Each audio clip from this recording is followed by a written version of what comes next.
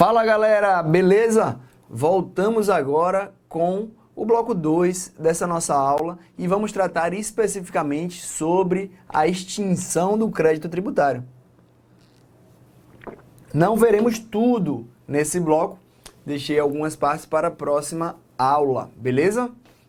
Seguinte, na próxima aula, na verdade, a gente vai ver as demais hipóteses de extinção junto com exclusão do crédito tributário. E aí a gente vai ver também vai aprofundar bastante em prescrição e decadência. Seguinte, extinção do crédito tributário. Esse é o caminho buscado pela norma tributária. O caminho buscado pela norma tributária é que prevista, melhor dizendo, a hipótese de incidência, ocorrido o fato gerador, nascida a obrigação tributária, constituído o crédito tributário, ele se extinga. Isso é o caminho lindo para a administração, desde que isso ocorra por meio do pagamento. As outras hipóteses, em regra, são prejudiciais à fazenda. É óbvio que tem lá conversão do depósito em renda, por exemplo, isso no final das contas é pagamento. Qualquer tipo de adimplemento do tributo é o caminho normal da tributação, tá? Beber uma aguinha que a garganta tá seca.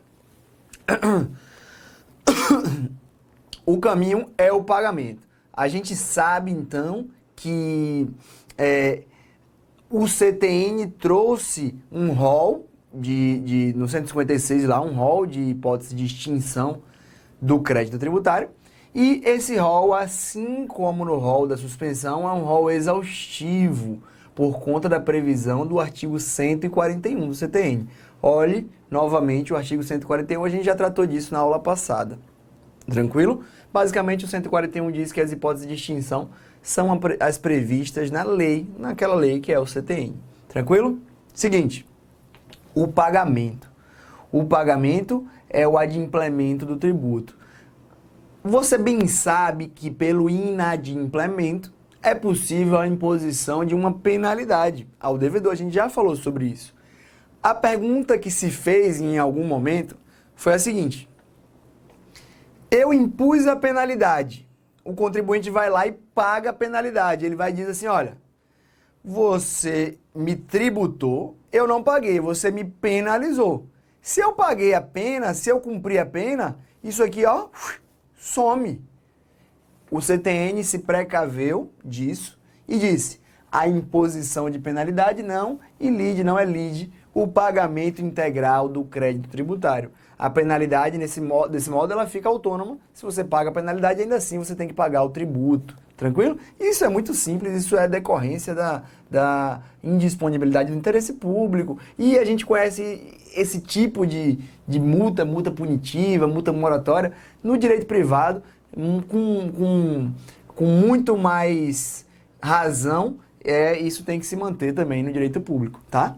O 158, ele fala que não há presunção de pagamento no CTN. No direito civil, quando você vai lá no Código Civil, se presume paga a prestação anterior se você paga as prestações seguintes. Aqui no CTN se diz o seguinte: o pagamento de um crédito não importa em presunção de pagamento, quando parcial, das demais prestações e quando total de outros créditos referentes aos mesmos tributos. Ao mesmo ou a outros tributos, na verdade. Não existe presunção de pagamento, o pagamento tem que ser expresso, tem que efetivamente ocorrer. Não se presume, mais uma vez, indisponibilidade do interesse público, beleza?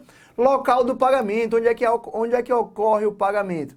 Não dispondo a lei de modo contrário, então a lei pode trazer alguma especificidade, será a repartição competente do domicílio do sujeito passivo. Local do pagamento, repartição competente para a cobrança do domicílio do sujeito passivo. Essa é uma obrigação, então, portável. O contribuinte tem que buscar o sujeito ativo, no caso o credor, para efetuar o pagamento. Tranquilo? Qual o prazo para pagamento? A lei é que dispõe qual o prazo para pagamento. Agora, quando essa legislação não fixar esse prazo, o vencimento ele vai ocorrer 30 dias depois da data em que se considera o sujeito passivo notificado do lançamento. Se liga. não é possível se dizer que o prazo para pagamento está correndo por uma simples ficção jurídica. É necessário que o contribuinte seja notificado. Se o contribuinte não é notificado, teremos um grande problema aí para a fluência de juros, de correção, pela ausência, inclusive, da possibilidade de contraditório. Para que alguém seja constituído em mora, é necessário que ele seja notificado do lançamento.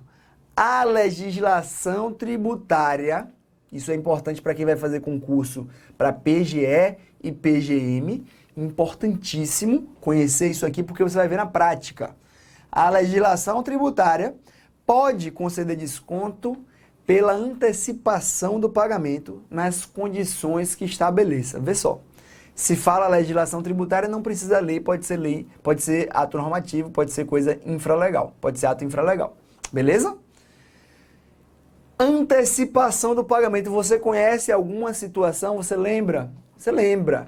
IPTU, IPVA normalmente vem com uma hipótese de antecipação e aí é dado um desconto pela antecipação desse pagamento. Isso acontece muito em municípios e estados. Tranquilo? Prazo para pagamento, se você não paga, se a lei não dispõe diferente, 30 dias após a notificação, ou seja, há um vencimento. Quando é que começa, então, a mora?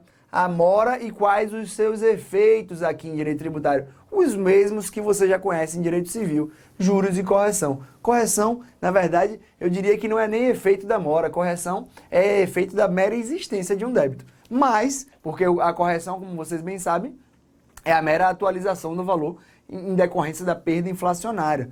Mas, vê o que o artigo 161 diz. O crédito não pago no vencimento integralmente, ou seja, se sobrar alguma coisinha também vai ter esse acréscimo, será acrescido de juros de mora, seja qual for o motivo determinante da falta, para o direito tributário não importa porque você faltou, sem prejuízo da imposição das penalidades e da aplicação de qualquer medida de garantia prevista. A gente vai tratar das garantias do crédito tributário lá na frente, você vai gostar.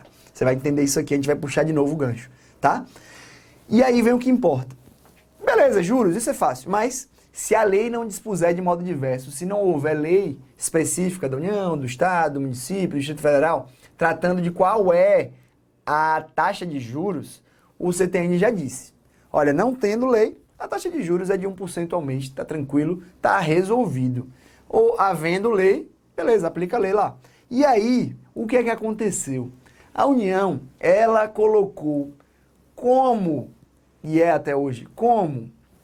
É até hoje não, acho que é de 1995 essa alteração legislativa que incluiu a Selic. Incluiu a Selic. No nosso material, você pode conferir, tem um julgado do STJ que bate exatamente a data. 95, mas eu não lembro o dia, tá? Nem o mês. Mas foi em 1995 que se instituiu a Selic como índice de correção e juros. Correção e juros? Você não falou só juros? Exatamente. Selic é um índice que inclui, no índice só, correção monetária e juros de mora. Então, para a União se aplica a Selic. A pergunta que vem é, podem os estados e municípios adotar também a Selic e incluir juros e correção numa taxa só? A resposta é sim, tá? A resposta é sim. A gente vai ver um efeito disso ainda nessa aula daqui a pouco. Mas correção e juros estão dentro da Selic. Esse é um dos os efeitos da mora, é a incidência, então, dessa Selic. Estados e municípios podem adotar a Selic. Vamos ver daqui a pouco qual o termo inicial para juros de mora, para correção monetária, no caso da repetição de indébito. E a gente vai ter efeito aqui também, porque já vou adiantar um pouco. Se você cobra de um jeito, ou seja, se você cobra aplicando determinados índices, quando você é cobrado para repetir, você precisa aplicar esses mesmos índices. A gente vai ver isso já já, tá? Vamos lá. Consulta tributária impede a mora. Frase solta, e eu quero que você tenha bastante atenção. Na pendência de definição da exigibilidade, da cobrança de determinado tributo, uma prática muito comum na administração tributária é a realização de consultas. Grandes empresas que contêm uma boa política de compliance, um bom planejamento tributário, elas atuam muito por meio de consultas tributárias. É o seguinte, a legislação, e aí eu vou focar aqui no ICMS, que é o que traz muito esse tipo de questionamento. Provavelmente o IPI, ele também traz esses reflexos. Mas é o seguinte, a empresa está com uma certa dúvida, ela não sabe se o meio de recolhimento é esse, se é aquele, se ela se enquadra em determinado regime ou não. Ela faz o seguinte, olha, para evitar problema, eu vou fazer uma consulta. O que significa? Vou perguntar ao fisco, como é que eu faço? Não sei o que é que eu faço. Não quero arriscar eu pagar juros, pagar multa, pagar correção, ter mercadoria apreendida, ter débito tributário, ter autuação, melhor dizendo, efetuada. Então, consulta. Fisco, eu sou essa empresa, eu atuo de tal modo, meu ramo é esse, eu remeto tantas mercadorias de tal modo para o exterior, outra parte fica aqui, eu faço uma parte por barco, outra parte não sei o quê, eu faço transporte mensal, semanal, blá blá blá. E aí, fisco, qual é o modo de recolhimento? E eu te digo logo, ó, tá dando aqui o meu prazo e eu preciso saber. Enquanto pendente uma consulta tributária que tem reflexo sobre o pagamento de determinado tributo, não fluem os efeitos da mora. Então, não haverá incidência de juros enquanto a autoridade tributária, o fisco, não responder a esse contribuinte qual é a dele, qual é que ele tem que fazer, tá? A consulta tributária impede a mora enquanto não resolvida pela administração tributária. Isso é importante, isso é bem interessante. Não para dar uma resposta de questão, mas para estar ali no meio, fazendo com que você fique em dúvida, e principalmente porque parece uma coisa muito solta, né? Mas isso é aceito, isso é previsão lá no CTN também. Tranquilo? Vamos lá. Grandes empresas, como essa que acabou de fazer a consulta, elas, obviamente, têm muitos débitos. E essa grande quantidade de débitos causa um problema, que é o seguinte. O contribuinte, ele chega e aí ele fala, você Joana, nossa aluna, Joana Klein, se eu não me engano. Joana, obrigado pela audiência e por compartilhar os momentos com a gente. Já te agradeço e agradeço também por estar sempre em contato com a gente. Mas enfim, Joana é o meu exemplo. Joana, sentadinha lá, autoridade tributária, autoridade do fisco, sentada e eu chego lá, a empresa falou, opa, tudo bem, Joana? Devo a você, Estado, 2 milhões. E eu tô aqui, ó, toma aqui, 500 mil é o que eu tenho para pagar hoje. Joana pega aqueles 500 mil, olha e fala, e agora? Tem 20 tributos aqui, tem 20 débitos. O que é que eu faço? Qual é que ele tá pagando? Pergunta a ele, ele fala, joga aí, paga aí o que dá. Paga o que dá. E agora? Ele fala, não, paga esse aqui, paga esse aquilo outro. Aí Joana vai falar, olhe, contribuinte, lembrei de uma aula de Direito Tributário do Revisão PGE que me ensinou o seguinte, me ensinou que as regras de imputação estão lá no CTN, imputação de pagamento. É isso que eu tenho que fazer, é imputação de pagamento, porque eu tenho um pagamento se referindo a débitos de um mesmo sujeito passivo que estão em situações diferentes, mas aqui nesse mesmo sujeito passivo. Então, amigão, primeira coisa que eu te digo, não é do jeito que você quer não, viu? É do jeito que a lei manda. E isso está previsto na súmula 464 do STJ, inclusive afastando a possibilidade de aplicar o Código Civil que você veio dizendo aqui que era para aplicar. A súmula 464 do STJ diz que a regra de imputação de pagamentos estabelecida no 354 do Código Civil não se aplica às hipóteses de compensação tributária. Compensação tributária, aplique-se também, vamos tratar de compensação ainda hoje, aplique-se também às hipóteses de pagamento tranquilamente, tá bom? Esse entendimento dessa súmula. Então, eu tenho que aplicar as regras do CTN. E quais são as regras do CTN, Joana? Então, Joana vai dizer, olha, em sequência, primeiro eu imputo o pagamento para débitos de obrigação própria, depois débitos de responsabilidade tributária. Mais perto do débito, aquilo que tem mais relação com o sujeito. Obrigação própria, responsabilidade tributária. Obrigação própria é aquela ideia do contribuinte e a outra ideia é do responsável. O contribuinte é aquele cara que tem relação o quê? Pessoal e direta com o fato gerador da obrigação tributária. Então eu estou mais perto do tributo. O pensamento é sempre esse. Contribuinte primeiro, responsável segundo. Não deu para aplicar por aí? É todo mundo, é tudo situação de contribuinte? Vamos lá. Contribuição de melhoria, taxa e imposto. Qual foi a ideia do legislador aqui? Se aproximar do tributo, a relação entre o tributo e a pessoa, a retributividade. Primeiro, a contribuição de melhoria tem mais, a taxa e o imposto não tem nenhuma. O imposto não tem retributividade, a gente já viu isso no começo do nosso curso, tá? Agora, no terceiro e quarto ponto, o legislador escolheu o seguinte, olha, não deu para observar, seguindo as regras de imputação, melhor dizendo lá, chegamos aqui nesse ponto agora e vamos fazer o quê?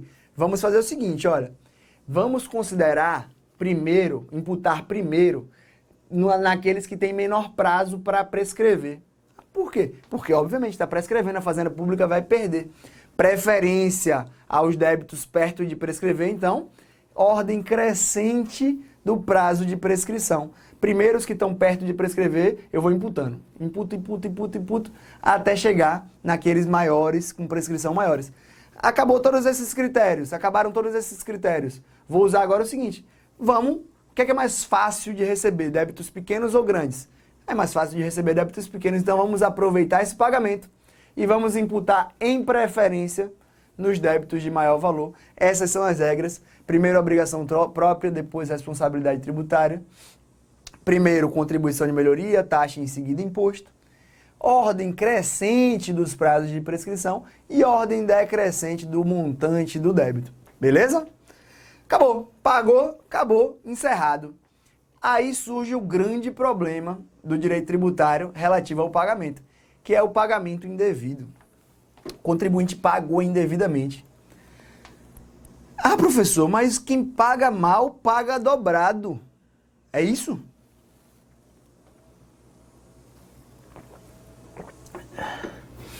Se alguém paga uma dívida prescrita, ele se lascou. Ele não vai receber de volta, não. Não vai, eu aprendi isso em direito civil. A Luísa me ensinou. Eu aprendi isso.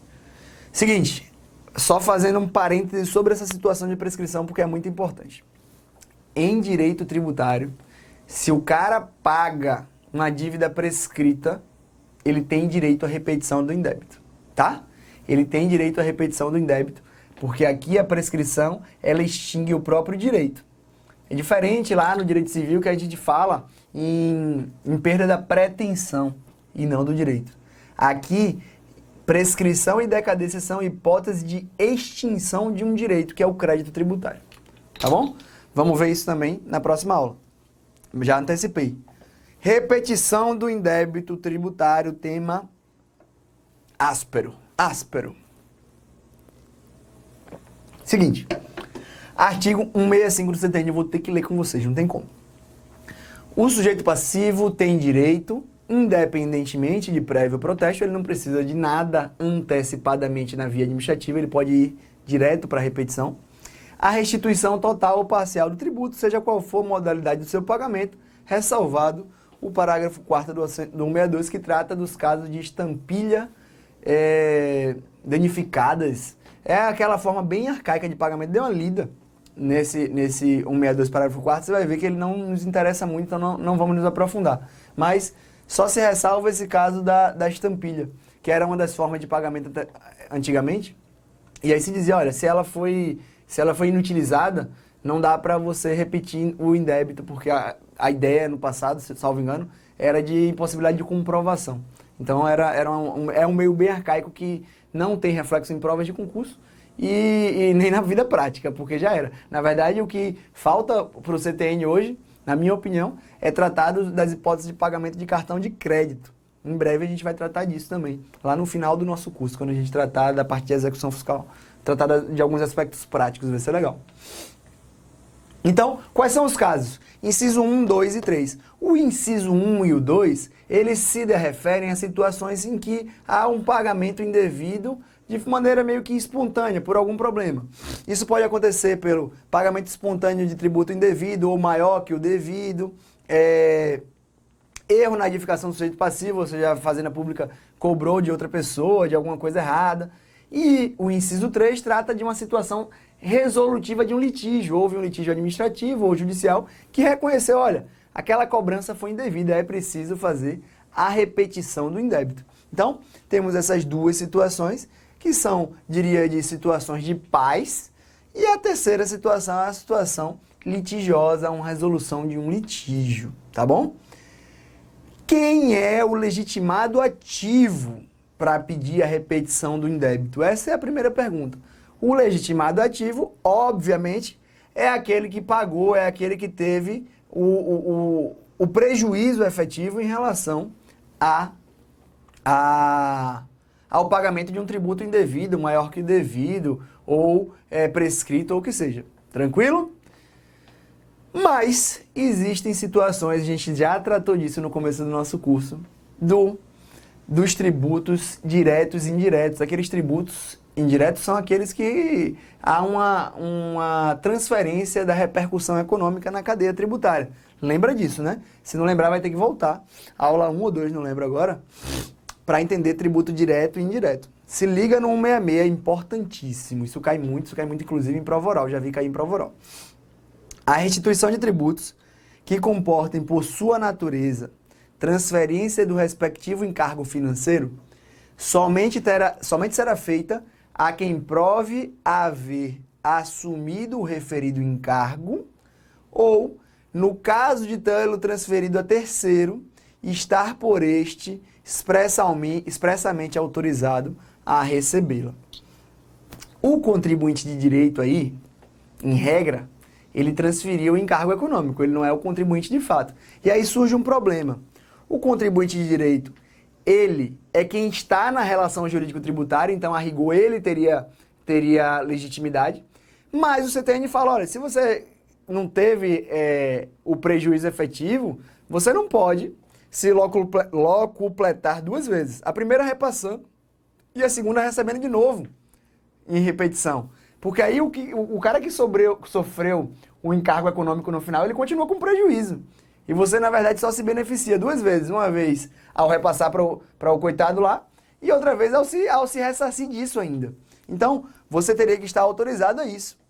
Ou provar que você realmente assumiu esse encargo. Só que a gente ainda fica com um problema da falta de legitimidade do contribuinte de fato, porque ele não integra a relação jurídico-tributária. Quem integra a relação jurídico-tributária com o fisco é o contribuinte de direito. A gente já tratou disso também em aulas passadas. Veja, e a gente vai tratar da resolução dessas perguntas sob o crivo das decisões do Superior Tribunal de Justiça. Fique bem tranquilo, esse assunto já é bem batido, já é bem pacífico, mas ainda cai muito. Então, esqueça um pouquinho, nesse momento, as polêmicas que giram em torno disso e foque nos entendimentos do STJ e vai para cima com o entendimento do STJ. Beleza? Se liga. O STJ diz, então, que só o contribuinte de direito pode pleitear a restituição de tributo indireto. Por quê? Porque ele é que tem relação jurídico-tributária. Fica calmo. Não podendo, portanto, ser pleiteada pelo contribuinte de fato.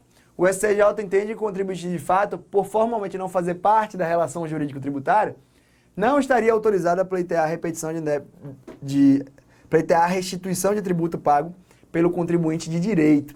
Este sim é legitimado a fazê-lo, desde que cumpridas as exigências do artigo 166 do CTN, que é justamente provar haver assumido o encargo ou ter autorização daquele que assumiu o encargo. Sacou? Sacou, né? Súmula 546 do STF. Cabe a restituição do tributo pago indevidamente quando reconhecido por decisão que o contribuinte de direito de iure não recuperou do contribuinte de fato o quantum respectivo. Ou seja, que ele efetivamente teve o prejuízo na situação, que ele assumiu o referido encargo. Entendeu? Que ele assumiu o referido encargo. Afinal, ele não recuperou do contribuinte de fato. Ele não conseguiu repercutir financeiramente na cadeia tributária. Esse é o entendimento. É o contribuinte de direito que tem que fazer o pedido de restituição de débito. Mas há uma exceção, e essa é importantíssima para as suas provas. O STJ afastou esse entendimento no caso do usuário de energia elétrica. O STJ disse, olha, o cara que paga ICMS, já vem embutido na energia, para a concessionária não faz falta nenhuma esse tributo pago indevidamente. Porque o que é que ela faz? Ela aumenta o preço da energia, ela faz qualquer coisa e ela não tem interesse, o STJ bateu nessa questão política, de se indispor com o poder público. Então, nesse caso específico de energia elétrica, o STJ disse, o consumidor de energia elétrica, na condição de contribuinte de fato, é parte legítima para discutir a incidência de ICMS sobre a demanda contratada de energia elétrica, tá? Vamos aprofundar isso quando? ICMS. Vamos aprofundar ICMS. Quando a gente chegar lá, quando a gente for chegando no final, você vai vendo que as coisas vão ficando bem simples, a gente já tratou da maioria aqui de algum modo. Aí quando eu tratar de ICMS, que falar de demanda contratada, que falar da forma da cadeia do ICMS, tudo isso vai ficar bem redondinho e o ICMS, que parece ser um assunto difícil, vai ser tão fácil por conta da base que a gente está fazendo aqui. Tranquilo? Então, tratamos do legitimado ativo. Deixa eu voltar aqui, que eu não queria que vocês vissem agora não. Legitimado ativo. Vamos falar agora do legitimado passivo para repetição de indébito. Quem é o legitimado passivo? É aquele que recebeu o tributo pago indevidamente. Isso, a mim, parece muito simples. E é, de fato, muito simples, à primeira vista. O que acontece é o seguinte. Existem situações, houve situações, melhor dizendo, em que se questionava o seguinte, olha, vou trazer um jogado do INCRA, um caso do INCRA, que foi o que eu acho que, um dos que eu coloquei na nossa aula, e ele é mais recente. O INCRA, algumas contribuições arrecadadas pela União, elas são todas voltadas para o INCRA. O INCRA é que, no final das contas, é o beneficiário daquilo. Então, os contribuintes, às vezes, defendiam ou a legitimidade passiva do próprio INCRA, ou a existência de um litisconsórcio. E aí havia uma discussão entre os próprios entes, né? União e INCRA, um passando a bola para o outro. O CJ decidiu o seguinte, sobre as contribuições, legitimidade exclusiva da União, a partir da vigência que centralizou, já falei sobre isso, a arrecadação e administração da contribuição previdenciária num único órgão federal, a Receita Federal. A partir disso, somente a União é legitimada para ocupar o polo passivo das ações de repetição de débito, por mais que haja, no final das contas, praticamente na totalidade, a remessa, a utilização do produto da arrecadação desses tributos por determinadas autarquias.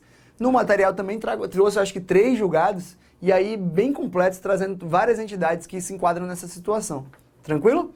Isso acontece também nos casos das entidades paraestatais, no caso das anuidades lá que a gente viu. Beleza? Seguinte, esse ponto é o importante, o imposto de renda.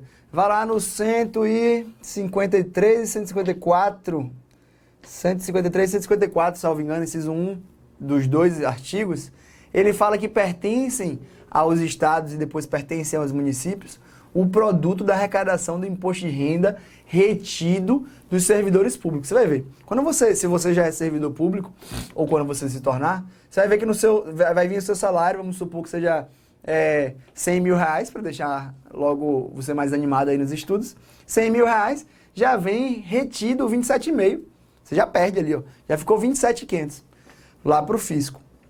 Aí você fala, não, mas esse imposto ele é federal, é imposto de renda. E aí o Estado reteve mais do que devia, vamos dizer, reteve 30%, eu vou entrar com ação. Eu vou entrar com ação contra a União, Justiça Federal, afinal, imposto de renda. STJ já disse, pela súmula 447 do STJ, os estados, Distrito Federal e municípios são partes legítimas, ele só colocou estados e Distrito Federal, tá? Mas pode estender para os municípios também. São partes legítimas na ação de restituição do imposto de renda retido na fonte proposta por seus servidores. Nesse caso, o STJ disse, o Estado, apesar de o tributo ser federal, o Estado ele arrecada, ele fiscaliza e ele fica com o produto. Então não teria por que passar essa legitimidade para a União, não faria nenhum sentido, já que em momento algum a União integra essa relação jurídico-tributária. Esse foi o entendimento do STJ, que não vai de encontro ao que eu falei anteriormente sobre as contribuições, especialmente quando você percebe que os julgados lá do STJ, eles deixam bem claro que, a partir do momento em que se centralizou a arrecadação, fiscalização e cobrança num único órgão da União, a partir daquele momento acaba qualquer discussão. Então, são semelhantes os entendimentos, apesar de concluírem de forma diferente. Se é só a União que arrecada, fiscaliza, cobra e faz tudo, então a gente cobra da União. Se é só o Estado, só o município, só o Distrito Federal que acaba mexendo lá com o tributo federal mesmo, ainda assim a gente mantém só com os estados, porque justamente eles estão participando de toda a cadeia da tributação. Tranquilo? Tranquilo? Exceto da parte legislativa, obviamente, isso aí a gente já estudou também, que é competência indelegável. Quando você tem uma repetição de indébito, há a incidência de juros. Foi aquilo que eu falei também no comecinho da aula. Há juros na cobrança, e quando você paga indevidamente, você pede juros do Estado. Com toda a razão. Duas súmulas do STJ que dizem o seguinte: na restituição do indébito tributário, os juros são devidos a partir do trânsito em julgado. Beleza? Juros a partir do trânsito em julgado. Acabou. Correção monetária a partir do pagamento indevido. Não tem coisa mais simples, isso é o mais lógico possível. Ah, mas por que os juros não são da citação, lá no caso da restituição do indébito tributário? Veja só, melhor dizendo, o pagamento indevido fica tranquilo, né? Você pagou, já começa a corrigir. No caso dos juros, a Fazenda Pública não poderia, no momento da citação, já pagar. Ali é uma decisão judicial, é necessário o trânsito em julgado, e esse foi o entendimento do STJ, relativamente protecionista também, à Fazenda Pública. Já vi em outras situações se colocar como data a data da citação, principalmente quando a gente trata de responsabilidade extracontratual do Estado. Mas, em débito tributário, data do trânsito em julgado da sentença. Esse é o marco inicial dos juros moratórios. Tranquilo? Beleza? Sigamos.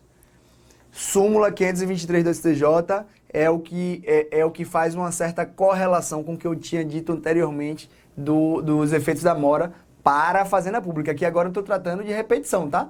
Então é para o contribuinte. Ela fala que a taxa de juros de mora deve corresponder à utilizada para a cobrança do tributo pago. Lembra que eu falei? Que era a Selic na União, que era 1% na falta de legislação doente. Então, se você cobra com Selic, você vai ser cobrado com Selic. Sendo legítima a incidência da taxa Selic em ambas as hipóteses, quando prevista na legislação local. Então, se admite, se confirma aquilo que eu disse, que se admite para municípios e estados a utilização da Selic. Vedada a sua acumulação com quaisquer outros índices, a Selic já traz correção monetária e juros. A dúvida que pode surgir, o STJ já dirimiu. Mas, se você me disse aqui, ó, professor, que juros são do trânsito, correção é do pagamento indevido. E se for Selic, que está tudo junto? STJ disse, é a partir do pagamento indevido. É a partir do pagamento indevido, beleza? Certo? No caso da taxa Selic, a partir do pagamento indevido, já que ela congrega as duas situações de correção monetária e juros moratórios. Tranquilo? Prazo para repetição desse indébito. Ou seja, aqui eu estou falando do prazo para o contribuinte cobrar da Fazenda Pública o pagamento daquele tributo pago indevidamente. Ou seja, para repetir a cobrança indevida. O artigo 168 fala que o direito de pleitear a restituição instigue-se com o decurso de 5 anos. E esses 5 anos, no caso da paz, inciso 1 e 2, que não decorre de decisão judicial, lembra? Eles se assemelham. Decisão judicial não, de litígio judicial administrativo. E o prazo de 5 anos ele conta a partir do pagamento indevido, a partir da extinção do crédito tributário, 5 anos. Na hipótese do inciso 3, que é a litigiosidade, começa a contar da data que se tornar definitiva a decisão administrativa ou judicial, que tenha reformado, anulado, revogado ou rescindido a decisão condenatória. Beleza? Isso aqui é tranquilo quando a gente trata dos tributos sujeitos ao lançamento de ofício. Declaração também. E no caso dos tributos sujeitos a lançamento por homologação? Aí fica a dúvida.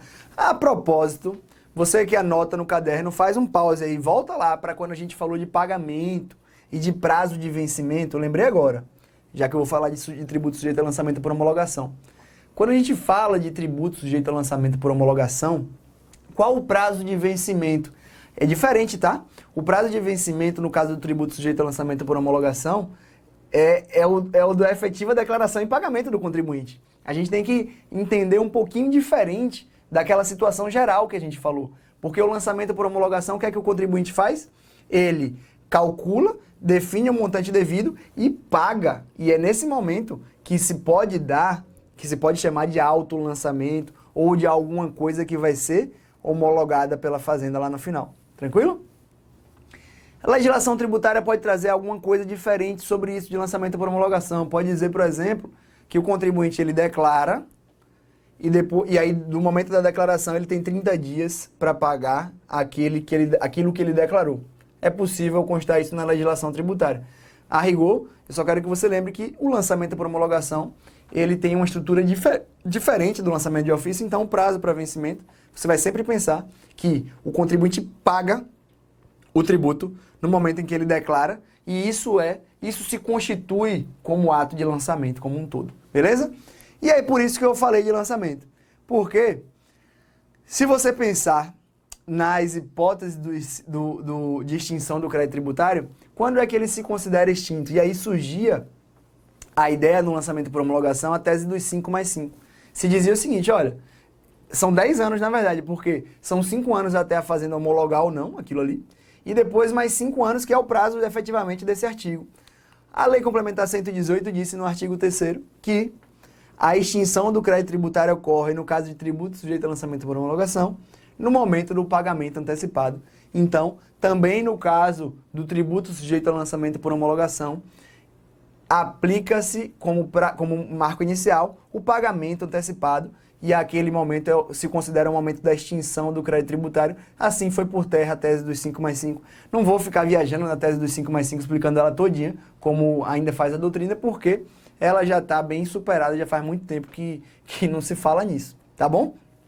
Mas no material também falei um pouquinho mais do que aqui, mas é basicamente isso. Depois da Lei Complementar 118 de 2005, isso perdeu a dúvida meio que acabou, né? 5 anos e se conta a partir do pagamento no mesmo modo, mesmo que seja lançamento por homologação. Tranquilo? Agora,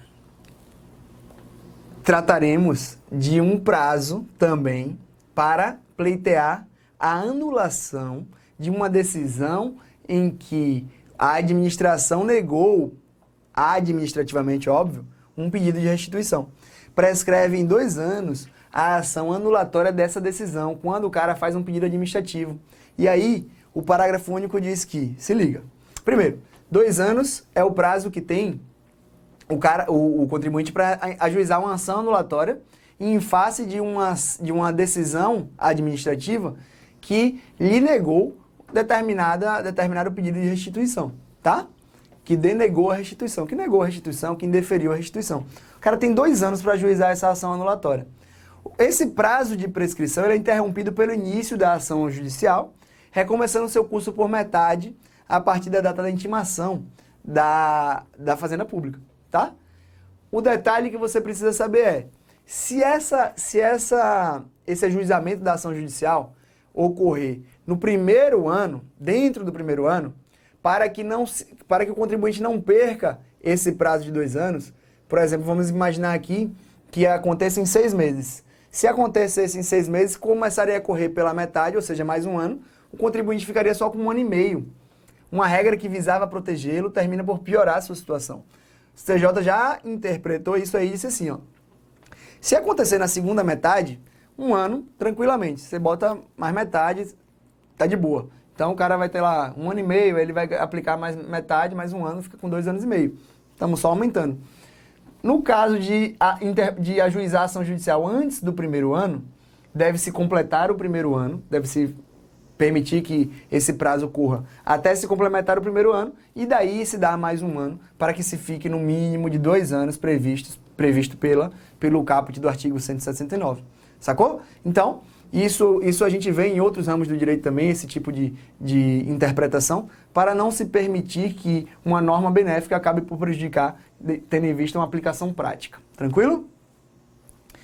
Gente, essa súmula 625 do STJ é uma súmula de 2018, dezembro de 2018, muito recente, se não foi 2019. Acho até que ela foi publicada só em 2019. Ela diz o seguinte: o pedido administrativo de compensação ou de restituição, ou seja, um pedido feito pelo contribuinte, não interrompe o prazo para a ação de repetição de indébito tributário de que trata o artigo 168 do CTN, que é o prazo de repetição de indébito normal, nem o da execução de título judicial contra a fazenda pública. O STJ disse basicamente o seguinte: olha, pedido administrativo de compensação ou de restituição não tem previsão no CTN como uma hipótese de interrupção do prazo de prescrição. Se não tem essa previsão no CTN, não dá para aplicar. Isso surge um pouco da divergência que pode existir quando a gente trata de prescrição em favor da fazenda pública. Melhor dizendo, em prejuízo da fazenda pública. Quando o cidadão faz um pedido de compensação, ele termina por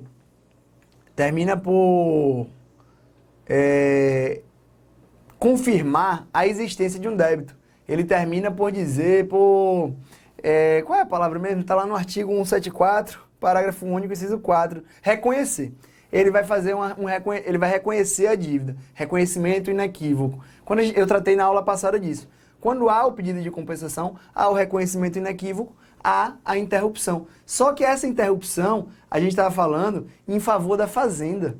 Aqui, a gente está falando de repetição de indébito, então você tem que ficar bem atento. O que o STJ disse nessa súmula bem recente é que o pedido de compensação ou de restituição não interrompe o prazo para ação de repetição de indébito, porque isso não encontra guarida no CTN. Tranquilo? Falando em compensação, vamos entrar em compensação. É uma das hipóteses de extinção do crédito tributário. Assim como no CTN, você busca o quê? Créditos líquidos e certos para compensar, ou seja, mesmo sujeito ativo, mesmo sujeito passivo, você faz uma compensação entre débitos e créditos e assim extingue determinado crédito tributário. E existe uma situação bem interessante no CTN. Eu vou ler primeiro. Quer dizer, eu não vou ler. A compensação no CTN, ou seja, de um débito tributário, tem que ter previsão em lei. Tem que ter previsão em lei. E daí surge a primeira dúvida. Olha, se a União tiver lei e os estados e municípios não tiver, dá para aplicar a lei da União? Não dá, certo? Isso já foi definido também pelo STJ em diversas situações. Cada ente tem que ter a sua lei de compensação. Cada ente tem que ter a sua lei de compensação. Tranquilo? É lei específica. A lei, ela vai autorizar a compensação com créditos líquidos e certos, beleza? Vencidos ou vincendos. Eu vou tratar disso aqui já já no 170A. Vincendos, isso aqui é muito interessante. Um crédito ainda vencendo vai ser objeto de compensação. Nesse caso vai haver uma deflação para poder as coisas se equipararem. Você vai ver como é legal. Do sujeito passivo contra a fazenda pública. Olha, está no parágrafo único.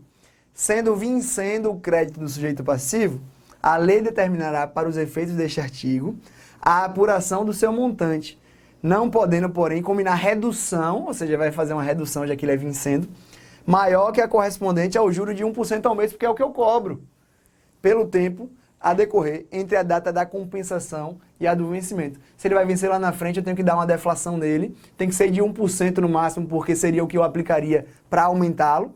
É lindo isso aqui. Artigo lindo. O CTN é muito bonitinho. Eu gosto do CTN.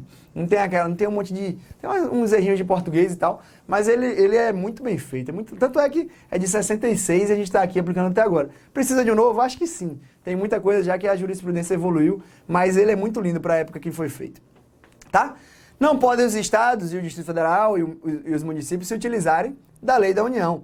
O CTN exige lei específica autorizando e regulamentando essa compensação. O 170A fala que a compensação mediante o aproveitamento de tributo, objeto de contestação judicial pelo sujeito passivo, antes do trânsito julgado da respectiva decisão, é vedada.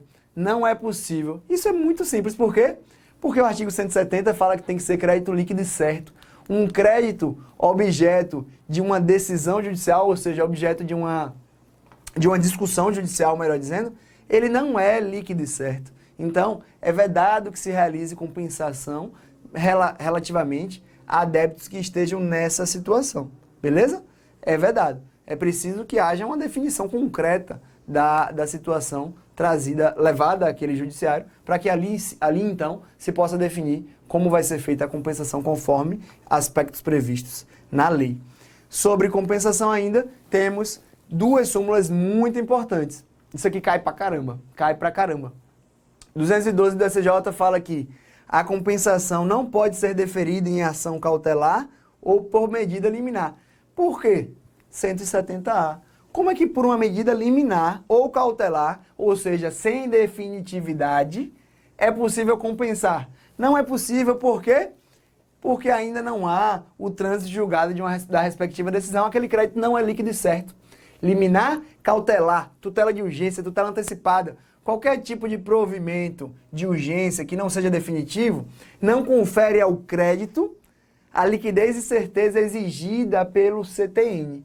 Se uma lei especial previr diferente disso, vai estar ofendendo a norma geral do CTN também, viu? Vai estar ofendendo a norma geral do CTN.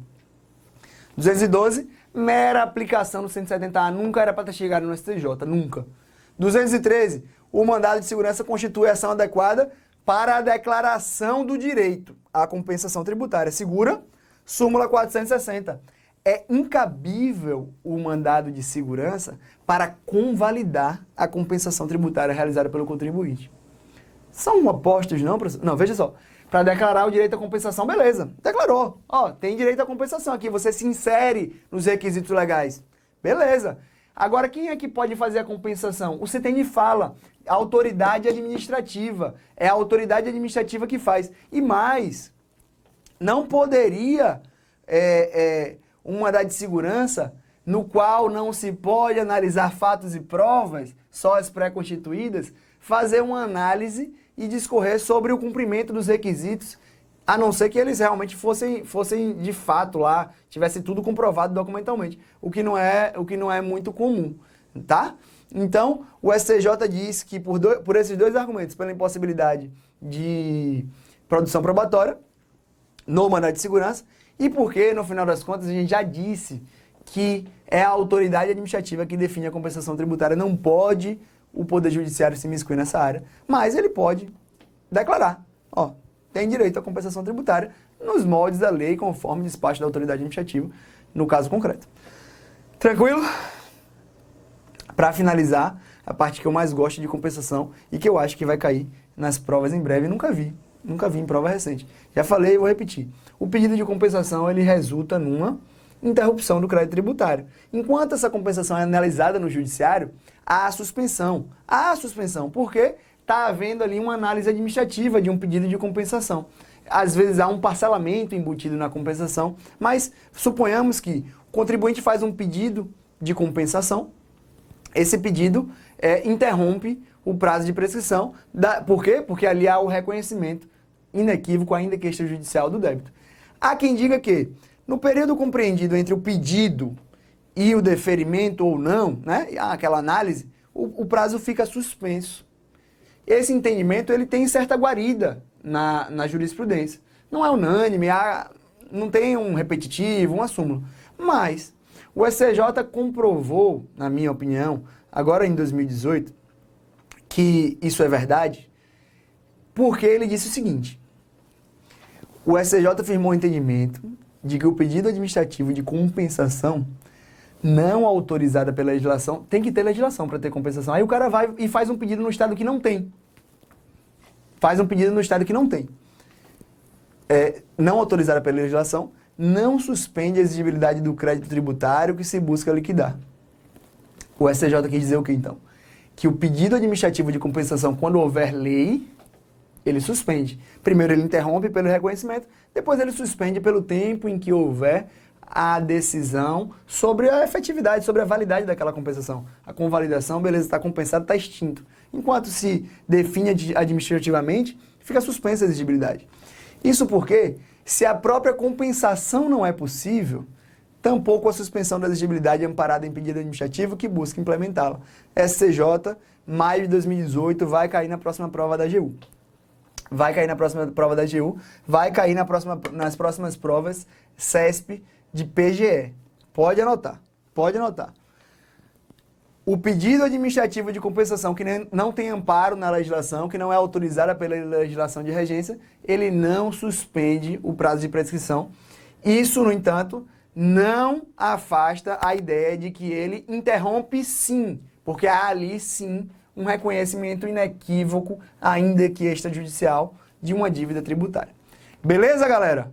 Espero que vocês tenham me acompanhado até o final. Peço desculpas pelo, acho que quase 50 minutos de aula, mas é a vida do concurseiro, é a vida do professor também. Um grande abraço, bons estudos e a gente se vê ainda essa semana com mais uma aula de Direito Tributário, terminando a extinção do crédito tributário, entrando nas hipóteses de exclusão. Um grande abraço e fiquem com Deus.